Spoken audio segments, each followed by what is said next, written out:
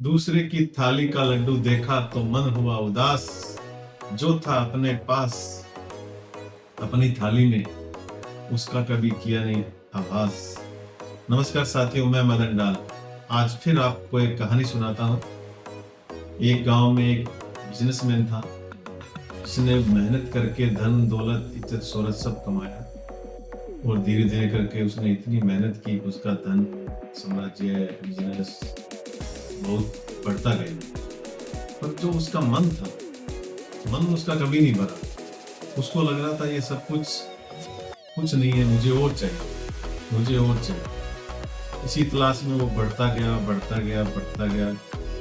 बहुत टाइम तक उसने मेहनत की और लगा रहा, कभी भी रुका नहीं। उसके चक्कर में उसने अपने समाज, फैमिलीज, गांव, अपने आसपास सब लोगों को धीरे धीरे दूर होता गया और होते होते बहुत दूर हो गया। फिर भी उसकी प्यास नहीं मिटी, तो घूमते घूमते इन्हीं चार लोगों से बात करते करते एक ऐसे आदमी के पास पहुंचा जो एक बड़ा समझदार और सुलझा हुआ और उम्रदराज आदमी था। उसके पास गया और बोला, मैंने दुनिया में सब कुछ पा लिया है, इज्जत पैसा शोहरत जो भी है, पर जो मेरे को मन में खुशी या संतुष्टि जिसे बोलो वो नहीं आई अभी। तो बुजुर्ग सज्जन ने बोला, आप यहाँ से कुछ ही दूरी पे एक जंगल है, जंगल में एक महाराज रहते हैं, उनके पास जाओगे तो आपके इस सवाल का जवाब मिल जाएगा।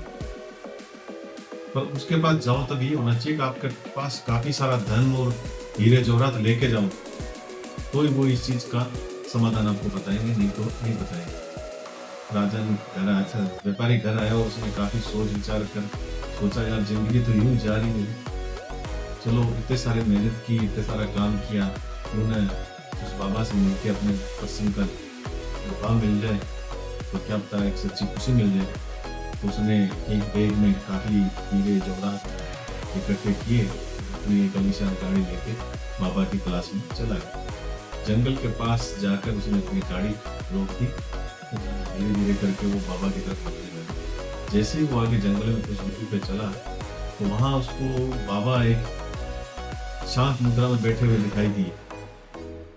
तो वो बिना शोर शराबा किए हुए वहां अपना बैग रखकर और बाबा जी के सामने बैठ गए।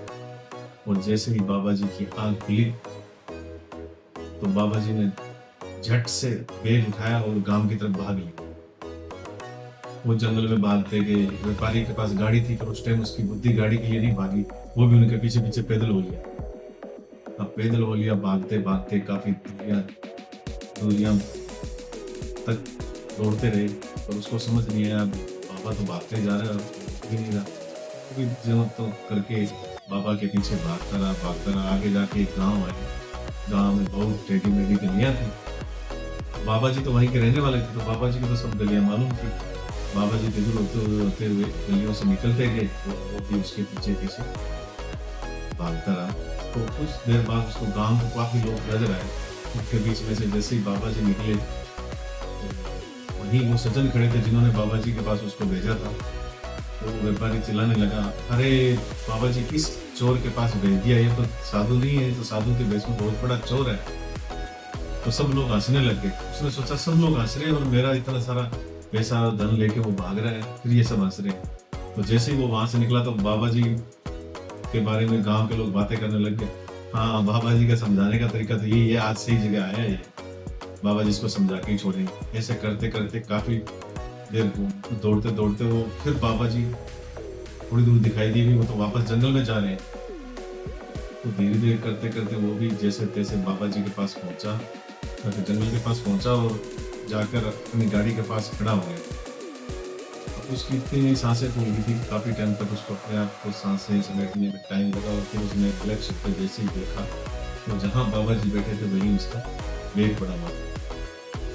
वो बड़ी विनम्रता के साथ और बड़े उत्साह के साथ उसके पास गया और उसको सीने से लगा के इतना खुश हुआ जो आज तक वो कभी खुशी महसूस नहीं कर पाया।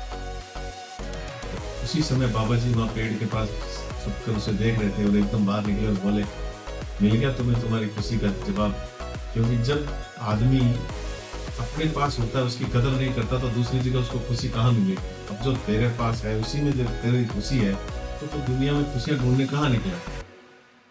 तो गाइस इसी कहानी से हमें ये सीख मिलती है कि जो भी अपने पास हो, जैसा भी हो, उसी में खुश रहो। अगर दूसरों को देखकर खुशी की कल्पना करोगे, तुलना करोगे, तो आप जिंदगी में कभी नहीं खुश रह पाओगे। तो आप जो भी है अपने पास, जैसा भी है, उसमें खुश रहो और हमेशा संघर्ष करते रहो।